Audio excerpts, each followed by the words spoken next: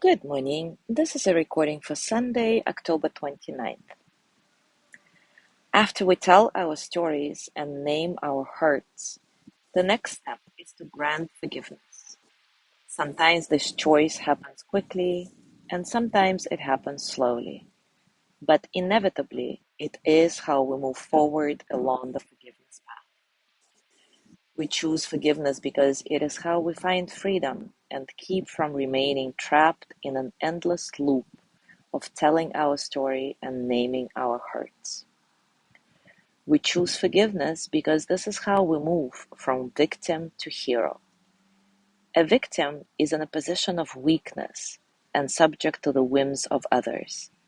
A hero is somebody who determines their own fate and their own future. A victim has nothing to give and no choices to make. A hero has the strength and ability to be generous and forgiving, and the power and freedom that come from being able to make the choice to grant forgiveness.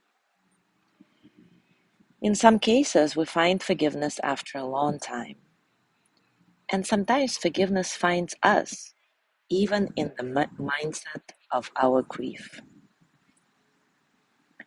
Forgiveness and our subsequent healing depend directly on our ability to accept life just the way it is.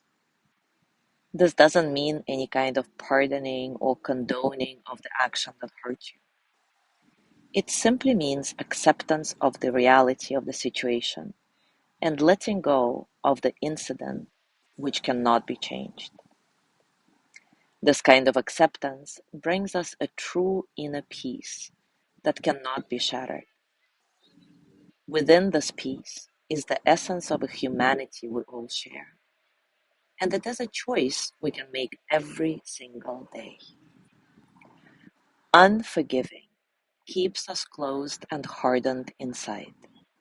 Forgiveness, on the other hand, opens our hearts to unconditional love. And that's how we can create an environment for positive change. As Kia Sher, who lost her husband and daughter to a terrorist attack in Mumbai, shares, even when the worst things happen, there is still a world of possibility. And forgiveness gives us the capacity to contribute something of value, to create a positive outcome to a terrible tragedy. I have lost Alan and Naomi, but I now know I will spend the rest of my life inviting people around the world to open to the experience of peace, love, and compassion through the power of forgiveness. Our survival as a human race depends on it. It was not my choice to have this horrific experience, but it is my choice as to what happens next. Wow, how powerful is that?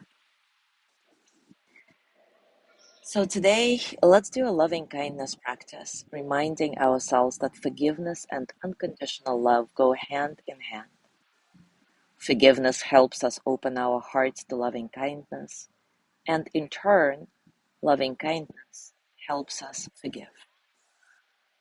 We will do this practice today in quite a different way, the way Desmond Tutu offers it in the book we are reading. It'll be interesting to see how this one lands for you compared to our usual practice. As always, take a comfortable position and take a few moments to settle. Settle into your body, your heart, your mind. Settle into this moment, right here, right now. Nice and soft breath, completely natural. Finding some sense of spaciousness in your breathing so that all the experiences of the present moment can simply flow through you as energy that they are, without struggle. Now imagine an emotion that makes you feel good. It can be love or kindness or joy or compassion, gratitude, or all of these together. Allow this emotion or combination of emotions to radiate out from inside your heart and into the world around you. This is what it feels like to be free of fear, anger, hatred, resentment. This place of peace lives within you always and belongs to you. You can step into this place whenever you wish. It is yours, and no one can take it from you.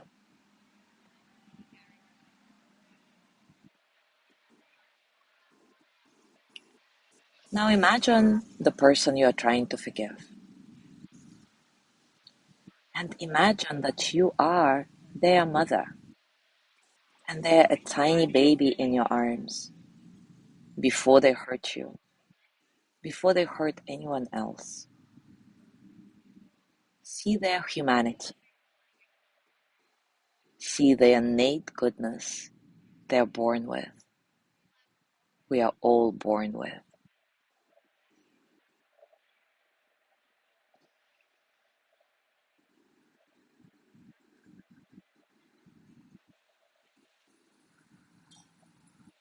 If you can imagine your perpetrator this way, as a tiny little baby, before any hurt occurred, can you bless them and wish them well? Can you send them compassion and kindness? Can you let them go? If you'd like, you can repeat the traditional loving kindness verse here, or your own words. Let's do the traditional verse once together, and then you decide how to proceed. May they be filled with loving kindness. May they be well, in body and mind. May they feel safe, protected, at ease. May they know deep, natural peace. And now I'll give you about a minute in silence to do what you decide is appropriate here. Imagining the person you are trying to forgive as a little baby, your baby.